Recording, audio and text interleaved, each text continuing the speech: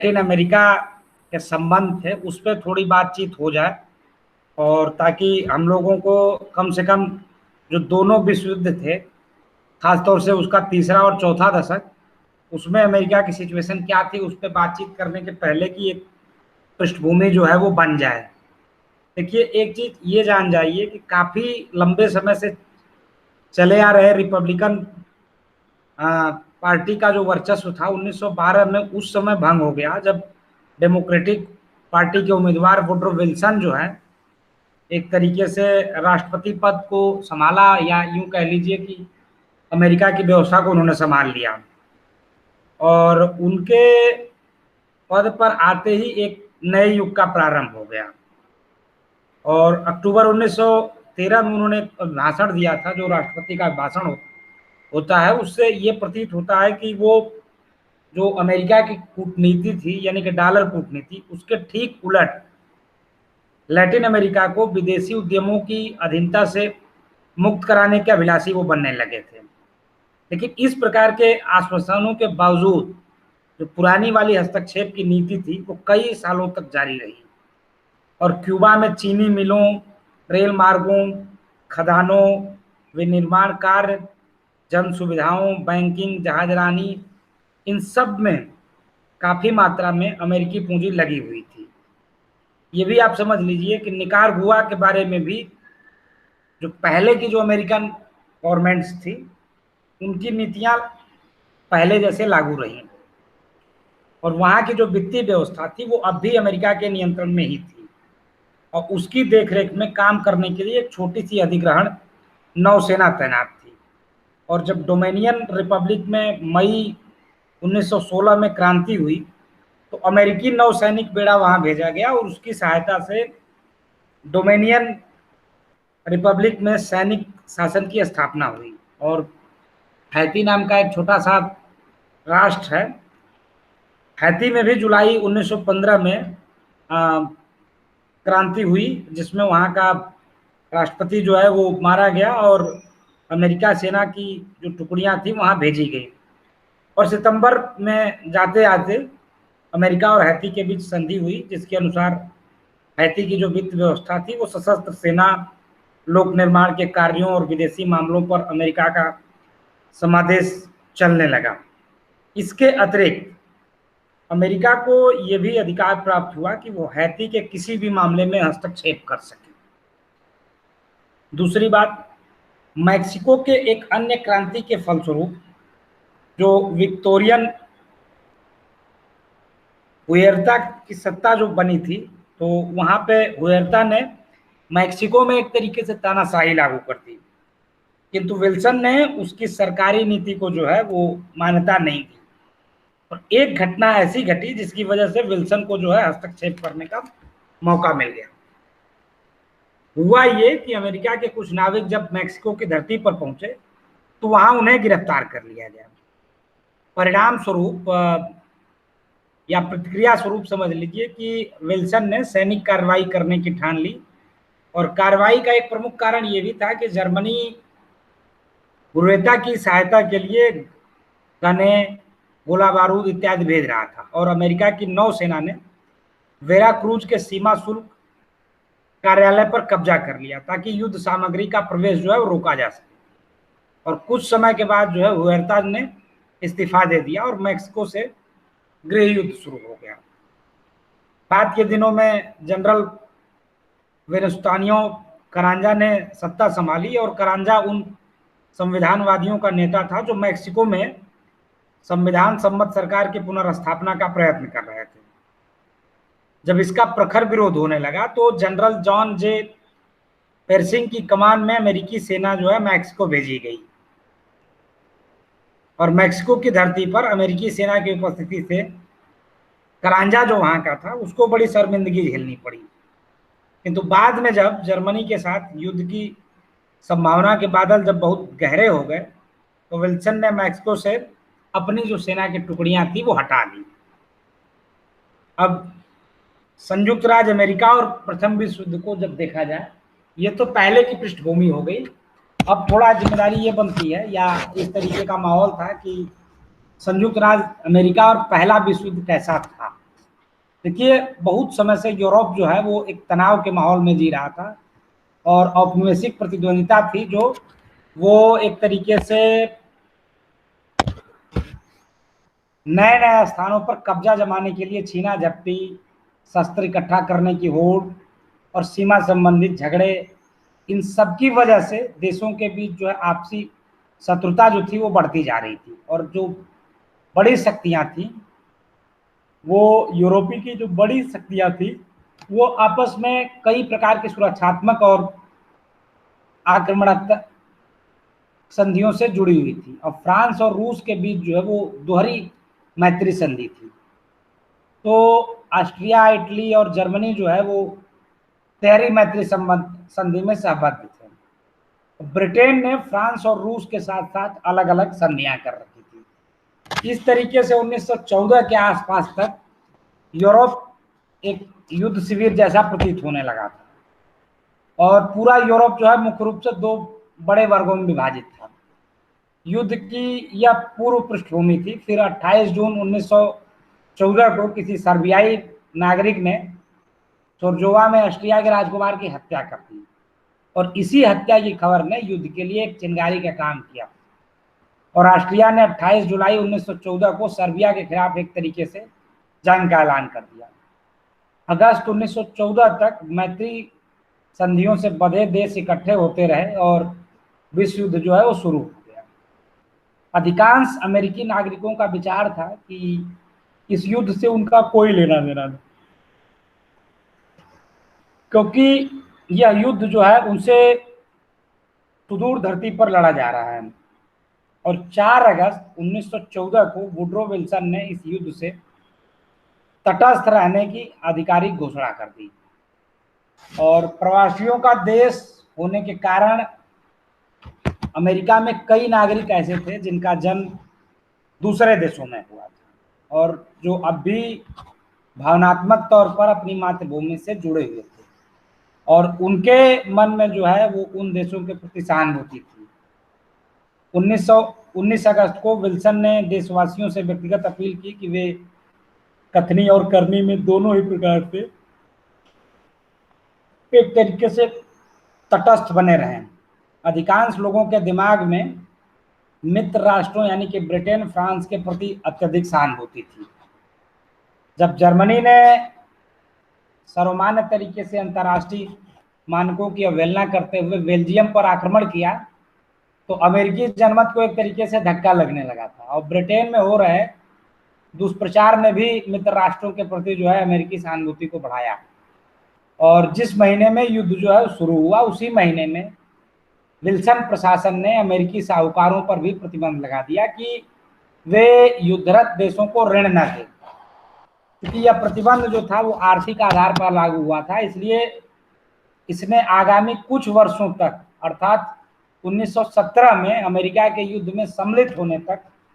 America की कुछ नीतियों के निर्धारण में प्रमुख भूमिका निभाई। और सन 1914 तक अमेरिका में ऐसे कई नाटकीय परिवर्तन हुए जिसकी वजह से अमेरिका जो है एक परिपक्व औद्योगिक राष्ट्र बन गया था। अमेरिका का जो अंतर्राष्ट्रीय व्यापार था वो निरंतर बढ़ रहा था और आपको ये मतलब जान के आश्चर्य होगा कि 1850 तक जिसका व्यापार कुल विश्व का सिर्फ 10% था, वो 1913 आते आते करीब करीब 20% के आसपास बढ़ गया था। और जो वहाँ का निर्मित माल था उसके निर्यात की दृष्टि से यदि विचार किया जाए तो अमेरिका का जो अंशदान भी था वो भी एक तरीके से चमत्कारिक लगेगा। और सन 1880 में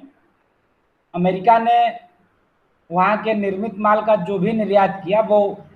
विश्व निर्यात का केवल 2.8% था और यही जो निर्यात था वो सन 1913 में बढ़कर 12.6% पहुंच गया था। इसलिए जब विश्व युद्ध छिड़ा तब अमेरिका ने इस युद्ध से तटस्थ रहने की घोषणा की। इसके साथ ही एक चीज और समझ लीजिए कि जब ये पूरा का पूरा स्वरूप जब अमेरिका का बदला तो अमेरिका ने अपनी कुछ नीतियों के निर्धारण में मुख्य भूमिका निभाई। और सन 1914 ईस्वी तक अमेरिका ऐसे कई नाटकीय परिवर्तनों का सहभागी बना जिसकी वजह से अमेरिका जो है वो एक तरीके से एक बड़ा औद्योगिक राष्ट्र जो है बन गया था। दूसरी बात कि वहाँ का जो निर्मित माल था उसके निर्यात की दृष्टि पर भी यदि विचार किया जाए तो अमेरिका का अंशदान और चमत्कारी लगेगा, क्योंकि सन 1880 में अमेरिका से बना जो माल निर्यात किया जाता था वो विश्व का केवल 2.8% था, और यही निर्यात जो है वो सन 1913 में बढ़कर 12.6% हो गया। इसलिए जब विश्व युद्ध छिड़ा और अमेरिका ने इस युद्ध से तटस्थ रहने की घोषणा की तो ऐसा करना उसकी आर्थिक अनिवार्यता बन गया था, और विश्व की अर्थव्यवस्था में अमेरिका का जो योगदान था उसी ने इस युद्ध से अलग रहने को बाध्य कर रखा था। और जब यूरोप में युद्ध शुरू हुआ तो उसके बाद अमेरिका की ओर से मित्र राष्ट्रों की को किए जाने वाले निर्यात की मात्रा जो है उसकी आयात की तुलना में कई गुना बढ़ गई, और इसका सहज परिणाम यह हुआ कि मित्र राष्ट्रों को अमेरिका से ऋण या साख के आधार पर अन्य प्रकार का वाणिज्यिक आधार लेने की आवश्यकता पड़ी, और जल्द ही अमेरिका जो है वो अर्थव्यवस्था पर इसका असर जो है वो महसूस करने लगा। एंड्रयू कॉर्निजिए ने 23 नवंबर 1914 को अपने पत्र में वुडरो विल्सन को यह लिखा कि वर्तमान वित्तीय और औद्योगिक स्थिति अत्यंत शोचनीय है और ऐसी स्थिति से मेरा पाला कभी नहीं पड़ा,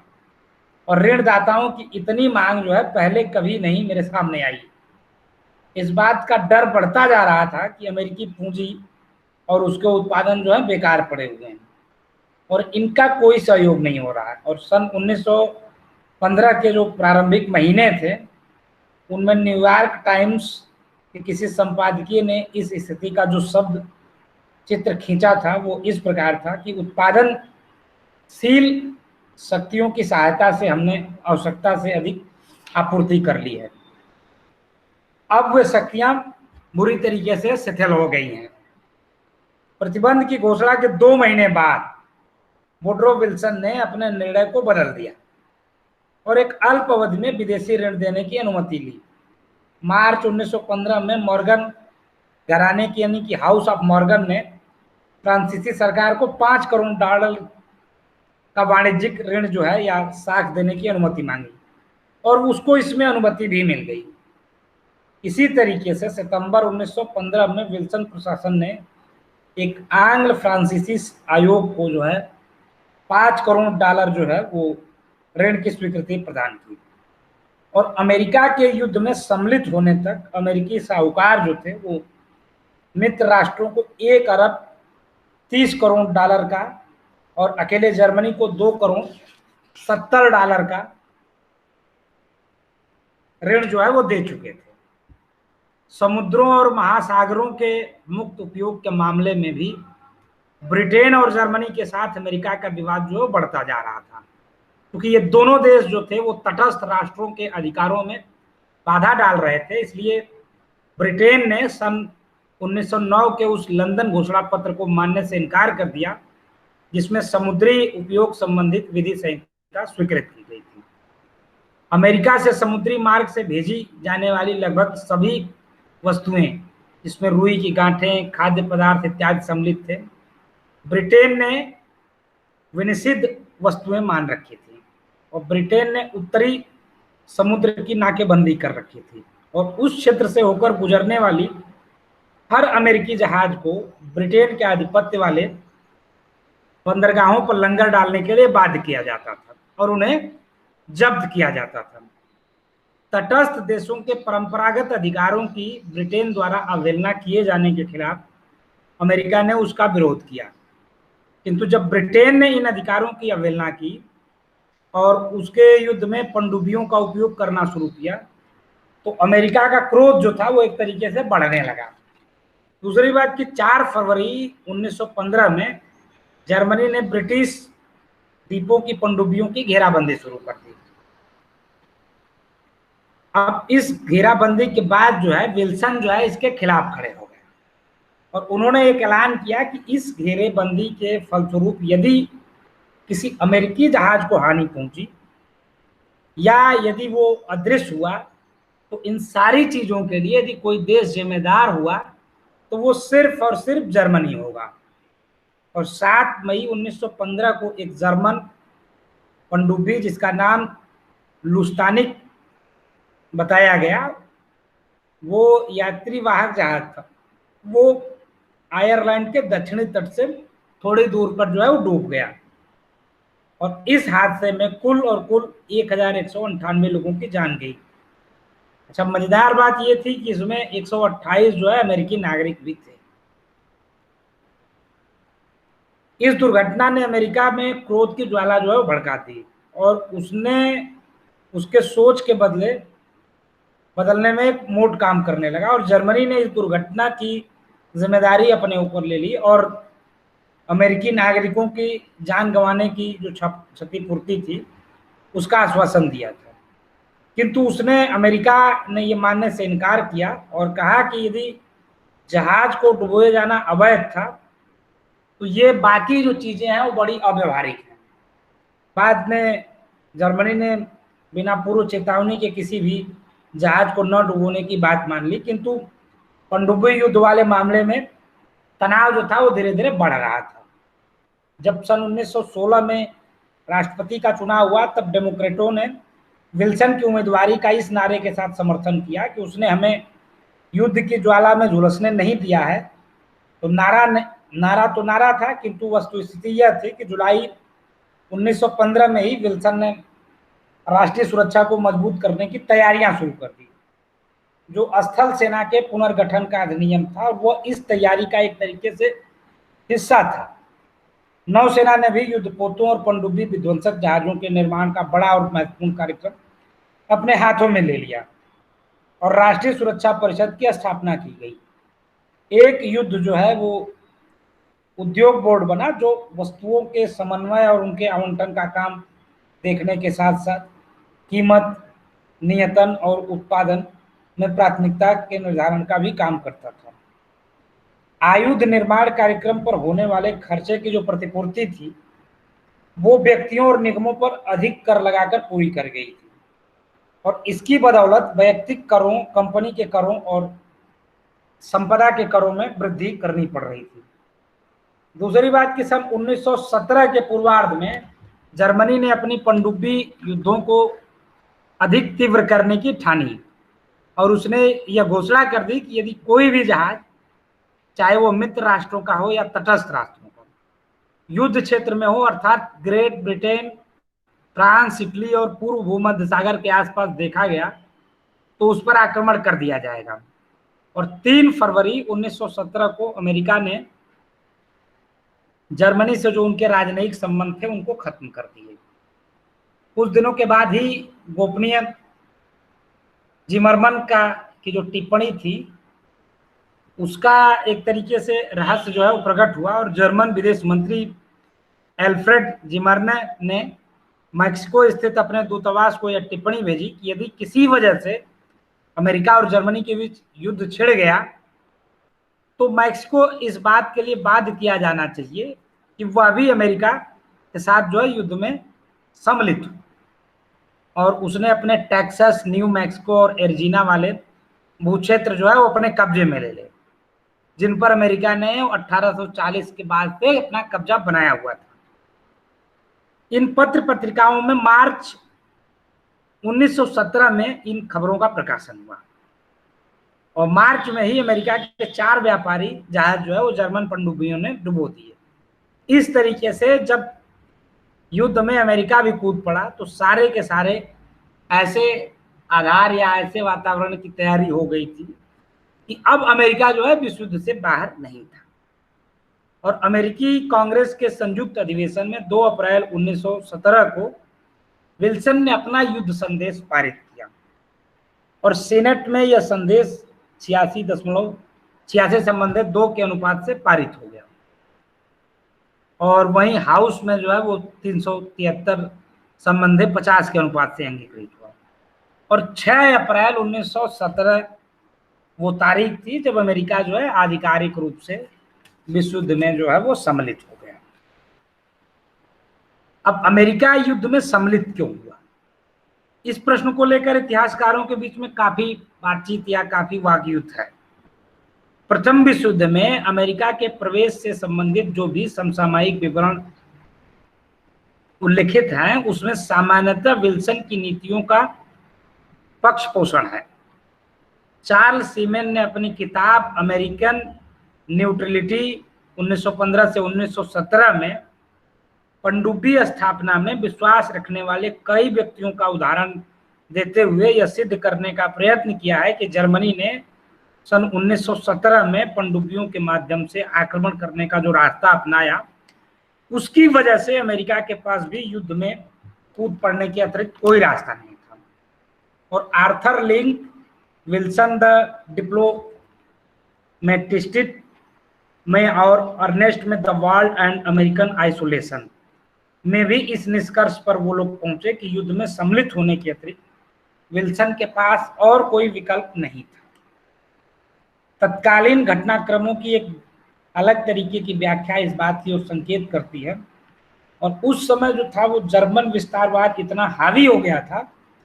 कि शक्ति संतुलन बनाए रखने के लिए भी अमेरिका को जो था वो लड़ाई में कूदना पड़ा। यद्यपि जर्मनी जो था वो ग्रेट ब्रिटेन को युद्ध में पराजित कर देता, तो ये जो घटना थी अमेरिकी सुरक्षा व्यवस्था को भी संकट में डालने वाली हो सकती थी। और जो विल्सन के सलाहकार थे लंदन स्थित अमेरिकी राजदूत वॉल्टर एच पेज और वहाँ के जो विदेश मंत्री आर लैंसिंग और बर्लिन में जो अमेरिकी राजदूत थे JW जेराल्ड, ये सारे लोग इस तर्क श्रृंखला से काफी प्रभावित थे और कई शिक्षा विशारद भी इस बात से या इस मत से सहमत होते थे, जिनमें GB एडवी Hart, JB McMaster, Spencer Bassett और 20वीं शताब्दी के तीसरे और चौथे दशकों में विल्सन के शांति प्रयत्नों का भ्रम जो है निवारण हो जाने के बाद और यूरोप युद्ध के गहराते बादलों से भावी अनिष्ट की आशंका देखते हुए अमेरिकी इतिहासकारों ने अमेरिका के युद्ध में सम्मिलित होने के कारणों की पुनर्व्याख्या की और नए नए संभावित कारणों की खोज की। उन्होंने यहां तक कहा कि युद्ध में अमेरिका की भागीदारी किसी आदर्शवाद या स्वार्थ से प्रेरित नहीं है। ऐसा करना उनकी मूर्खता का परिणाम या लोभ वृत्ति की उपज माना जाना चाहिए। इस मत के प्रवर्तकों में हेनरी ई बर्नेस, जेसेस of the world war, Grattan why we fought आदि नाम जो है प्रमुख हैं। और सन 1936 आते आते नए आयोगों के नाम से जाने वाले सीनेटरों की एक समिति ने भी कुछ साहूकारों और युद्ध सामग्री निर्माताओं को जो है अमेरिका के युद्ध में झोंक देने का दोषी पाया। और हमें इस दृष्टिकोण के दर्शन और चार्ल्स बियर्ड के the devil theory of the wall नामक विवादास्पद निबंध में जो है वो इस तरीके के विवरण मिलते हैं। सुधारवादियों द्वारा जो परिवर्तित मतवाद भी है वो भी आलोचना से अछूता नहीं है। यथार्थवादी इतिहासकारों के रूप में अपनी पहचान बनाने वाले जॉर्ज केनन अमेरिकन डिप्लोमेसी और Robert Osgood idealism and self interest in American foreign policy जो 1953 में ये किताब आई थी, उसमें भी ये सवाल उठाया गया कि क्या तत्कालीन परिस्थितियों में युद्ध से, लड़ाई से, विश्व युद्ध से दूर रहना अमेरिका के लिए संभव था। फिर भी उनका मानना था कि युद्ध में अमेरिका की जो भागीदारी थी वो विशुद्ध रूप से राष्ट्रीय सुरक्षा और स्वहित पर आधारित थी, न कि विल्सन की नैतिकता और वैधता पर। कुछ वामपंथी इतिहासकारों ने अपनी यह भी धारणा व्यक्त की कि अमेरिका ने विश्व में अपने विस्तार को बाधा रहित बनाने के लिए युद्ध नहीं छेड़ा। ऐसी पूंजीवादी व्यवस्था का निर्माण करना अमेरिका के हित में था जो उसके वाणिज्यिक विस्तार का द्वार खोलने वाली थी। इस मत का जो सबसे अच्छा विश्लेषण है वो विलियम की पुस्तक the tragedy of American foreign policy में किया गया है। इसके अतिरिक्त एन गॉर्डन लेविन की किताब Woodrow Wilson and world politics में भी इस बात को जो है विवरणित किया गया है। विल्सन ने संसद में, सीनेट में प्रस्ताव लाए कि लड़ाई में उनको सम्मिलित होना है, लेकिन विल्सन के जो शांति प्रयत्न थे वो क्या थे? अमेरिका की युद्धों में भागीदारी शुरू होने से पहले अमेरिका के जो राष्ट्रपति वुडरो विल्सन थे वो चट्टान की तरह इस बात पर अडिग थे कि चाहे युद्ध हो या शांति, वो हमेशा नैतिक सिद्धांतों के साथ खड़े रहेंगे। और विजय के बिना शांति वाला नारा जो उन्होंने दिया वो काफी चर्चित रहा। और जनवरी 1917 में विल्सन ने सीनेट में अपनी जो नई विश्व व्यवस्था वाली कल्पना की व्याख्या की। उसने बार बार इस बात पर बल दिया कि मानवतावादी नीति जो है वो शांति की मार्गदर्शिका होनी चाहिए। दूसरी बात कि वो ऐसी भी शांति जो समस्त मानवता द्वारा ग्राह्य हो सके, न केवल युद्धरत और राष्ट्रों के अपने हितों और तात्कालिक उद्देश्यों की पूर्ति करने वाली हो। वो 8 जनवरी 1918 को उसने शांति के आधार बनाने वाली अपनी 14 सूत्री अमेरिकी कांग्रेस योजना जो है वो अमेरिकी कांग्रेस में जो है वो प्रस्तुत की। और यही जो वुडरो विल्सन के जो 14 सूत्री कार्यक्रम थे वो उनकी शांति योजना के प्रयत्न में सबसे ज्यादा उपयोगी रहे। पहला, गुप्त तरीके से जो राज व्यवस्था चल रही थी और जो भी समझौते हो रहे थे उनको खुले तौर पे किया जाएगा। शांति काल हो या युद्ध काल, सामुद्रिक स्वतंत्रता बनी रहेगी। तीसरा, सभी प्रकार के आर्थिक अवरोधों की समाप्ति करके व्यापारिक समानता की स्थापना होगी।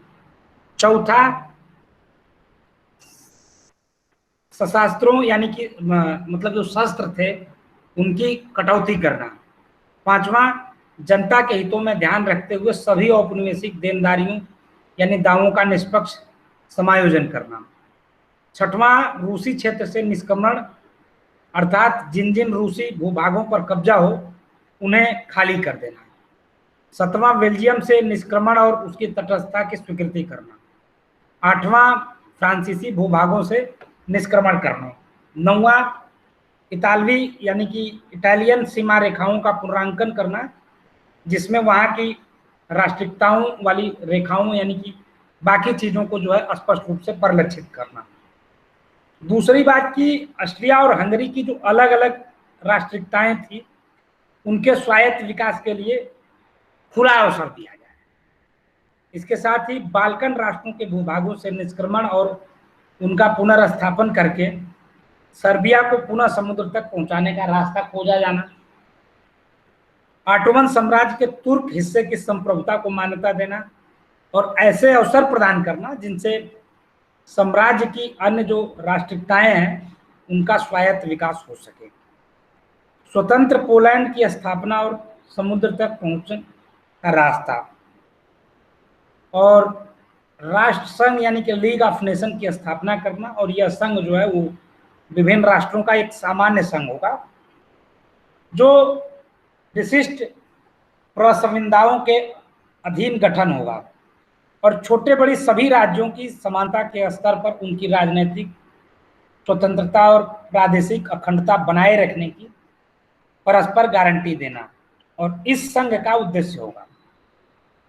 अक्टूबर 1918 आते आते इसके पूर्वार्ध में जर्मनी और ऑस्ट्रिया हंगरी ने विल्सन से संपर्क स्थापित करके उनके सामने इन 14 सूत्रों पर आधारित युद्ध विराम का प्रस्ताव रखा। और जनवरी 1919 में वार्साय में जो है वो एक तरीके से शांति सम्मेलन शुरू हुआ और इन सम्मेलन में 4 बड़े राष्ट्रों ने भाग लिया। और ये जो लोग थे उनमें ब्रिटेन के प्रधानमंत्री लॉर्ड जॉर्ज, फ्रांसीसी prime minister George Clemenceau, Italian prime minister Vittorio Orlando और अमेरिका के राष्ट्रपति वुडरो विल्सन। यहाँ जो सबसे मजेदार बात थी वो ये कि सन 1918 वाले अमेरिकी कांग्रेस के चुनाव हो गए थे और नए कांग्रेस में रिपब्लिकन पार्टी को बहुमत था और रिपब्लिकन और डेमोक्रेटों का जो अनुपात था वो 49 और 47 था और वहीं हाउस ऑफ रिप्रेजेंटेटिव में वो 237 और 191 था। तो कहने का मतलब कि इस परिवर्तित स्थिति के बावजूद विल्सन के साथ जाने वाले प्रतिनिधि मंडल में कोई भी बेहतरीन रिपब्लिकन सदस्य जो था वो सम्मिलित नहीं था। जबकि विल्सन को इस बात की पूरी जानकारी थी कि जो भी संधि होगी उसका तत्कालीन बहुमत वाली से सीनेट से अनुसमर्थन कराना अनिवार्य होगा। वर्साय के सम्मेलन में विल्सन ने 14 सूत्री प्रस्ताव उन बड़ी ताकतों के हितों के बीच टकराव हुआ जिन्होंने हाल में ही एक लंबी और खर्चीली लड़ाई लड़ी थी और जिनकी तत्कालीन मनोदशा इतनी उदारतापूर्ण नहीं थी। वे उन आदर्शों से आपल्वित बड़ी बड़ी बातों को सहजता से स्वीकार कर लें। वे न तो विजय के बिना शांति वाली बात का स्वीकार करने के इच्छुक थे, न ही युद्धारंभ दोष वाली धारा को छोड़ना चाहते थे। जब खुले सम्मेलन में समझौता नहीं हो पाया तो 4 लोगों की परिषद बनाई गई और इस परिषद की कई बैठकें हुई और अनेक सिद्धांत बनाए गए, किंतु बाद में उन सिद्धांतों का अनुपालन हुआ और उनमें से कुछ तोड़े भी गए। जर्मनी जो है वो हानि और पूर्ति के रूप में काफी कुछ उसको गंवाना पड़ा और सन 1921 में जो हानि पूर्ति का जो आयोग गठित हुआ उसमें 33 अरब का बिल बनाया गया और उसे आलसासे लॉरेन यानी कि फ्रांस को बाकी चीजें जो है वो लौटानी पड़ी, जबकि राइनलैंड पर जो है फ्रांस के कब्जे को स्वीकारना पड़ा। जर्मनी के सार प्रदेश में स्थित जो कोयले की खानें थी उनका स्वामित्व जो था वो फ्रांस के हाथों में आ गया और जो लीग ऑफ नेशंस था उसके प्रशासन के अधीन उसकी अधिदेश पद्धति बनाई गई और एक नए राष्ट्र के रूप में ऑस्ट्रिया का जन्म हुआ। किंतु बहुसंख्यक ऑस्ट्रियाई जनसंख्या वाले अल्पाइन घाटी के क्षेत्र में इटली के भेंट स्वरूप बाकी चीजें जो है वो इलाके जो है वो मिल गए। इस सम्मेलन में विल्सन की जो सबसे बड़ी जीत थी वो ये थी कि उसका संयुक्त राष्ट्र संघ गठित करने का जो प्रस्ताव था, राष्ट्र संघ जो गठित करने का प्रस्ताव था वो मान लिया गया और ये तय हुआ कि सभी सदस्य देश एक एक असेंबली बनाई जाएंगी और उनमें हर देश को चाहे आकार छोटा हो या बड़ा हो एक वोट का अधिकार मिलेगा और परिषद में 5 सदस्य होंगे, America, great Britain, France, Italy और जापान। और इस चक्रावर्ती प्रणाली के आधार पर 4 छोटे राष्ट्रों के भी एक एक सदस्य होंगे और राष्ट्र संघ यानी कि लीग की जो अस्थायी अंतर्राष्ट्रीय न्यायालय भी स्थापित करने का अधिकार मिलेगा। इसके बाद सन 1919 की जो ग्रीष्म ऋतु थी उसमें विल्सन ने वर्साय सम्मेलन से लौटने के बाद पूरा देश जो था वो अमेरिका जो था वो तीव्र प्रक्रिया की वेदना से जो एक तरीके से प्रभावित था और सन 1917 की जो रूसी क्रांति थी उसके मन में भी एक तरीके से डर जो था वो पहले से बिठा रखा था और इसमें अमेरिका जो है वो अमूल परिवर्तनवाद और विमित जैसे शब्द था वो गाली जैसे माने जाने लगे थे और वहाँ का जो वातावरण था वो अंतर्राष्ट्रीय व्यवस्था स्थापित करने की भावना के अनुकूल नहीं था और कई अमेरिकी वासियों को ऐसा महसूस होने लगा था कि मानो उनके देशों को एक ऐसे युद्ध में घसीट कर ले जाया जा रहा है जिसका कोई लेना देना नहीं था और उनकी दृष्टि में सामूहिकतावाद का असली मतलब उलझाव था और इसे एक उलझन भरे मामले में फंसने का अनुभव उनके लिए सुखद नहीं था और सेनेट में रिपब्लिकन सदस्य जो थे वो बहुत क्षीण बहुमत में थे और उन्हें इस बात का दर्द अभी तक इस साल रहा था कि उन्हें शांति प्रतिनिधिमंडल में जो है वो सम्मिलित क्यों नहीं किया गया। क्या केवल इसलिए कि हेनरी कोबेट लाज और उसके जैसी कुछ अन्य रिपब्लिकन सदस्य जो हैं वो विल्सन के शांति प्रस्तावों का घोर विरोध कर रहे हैं क्या? तो जो वर्साय की संधि हुई और उसके जो प्रलेख थे वो 10 जुलाई 1919 को सीनेट में अनुसमर्थन हेतु प्रस्तुत किए गए और सीनेटर लाज और W.E. बुराह जैसे कुछ विल्सन से जो लोग खार खाए थे वो राजनीतिक जगत के कट्टर विरोधियों ने हेनरी क्ले फ्रिक और एंड्रयू मेलन जैसे दक्षिणपंथी व्यवसायियों का समर्थन पाकर संधि के अनुसमर्थन में रुकावटें खड़ी कर दी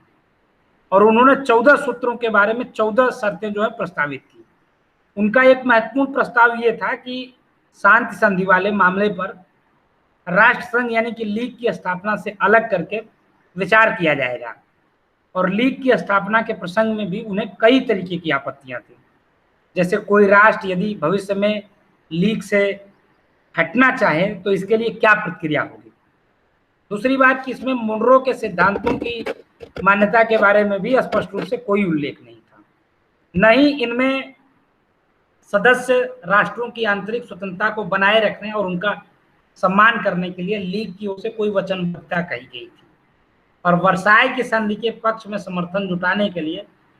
वुडरो विल्सन ने अपने देश में लगभग 8,000 मील की यात्रा की और जब सितंबर 1919 में संधि पर मतदान हुआ तो लॉज उसमें अपनी शर्तों और प्रतिबंध जुड़वाने में सफल रहे, लेकिन विल्सन जो थे वो झुकने के लिए तैयार नहीं और उसने ऐसी कोई भी शर्त मानने से स्पष्ट रूप से इनकार कर दिया। इसका परिणाम ये हुआ कि कुछ डेमोक्रेटिक सदस्यों ने भी संधि विरोध वर्ग का साथ दिया और इस तरीके से संधि का प्रस्ताव जो है वो 55-39 के अनुपात से गिर गया और मार्च 1920 में इस पर फिर मतदान करवाया गया और इस बार भी मतदान जो है वो 49-35 की वजह से संधि को जो है अनुसमर्थन नहीं मिल सका और 1920 के चुनाव में रिपब्लिकन पार्टी भारी मतों से विजयी रही और इस बार सीनेट पर इस संधि में विचार हुआ ही नहीं। लेकिन 21 जुलाई 1922 को कांग्रेस ने संयुक्त संकल्प पारित करके यह घोषणा की कि ये जो लड़ाई है वो एक तरीके से खत्म मान ली जाए और बाकी जो विल्सन की जो नीतियां थी वो जिस अवस्था में थी उनको उसी तरीके से जो है निष्क्रिय तरीके से छोड़ दिया गया। तो ये तो हो गया एक तरीके से संयुक्त राज्य अमेरिका और विश्व को लेके और जो उनके विश्व युद्ध में जाने की प्रकृति थी उसकी पृष्ठभूमि। अगली जो क्लास होगी उसमें हम लोग जो है वो 2-3 संदर्भों के साथ जो है जिन चीज़ों के ऊपर जो है वो बातचीत करेंगे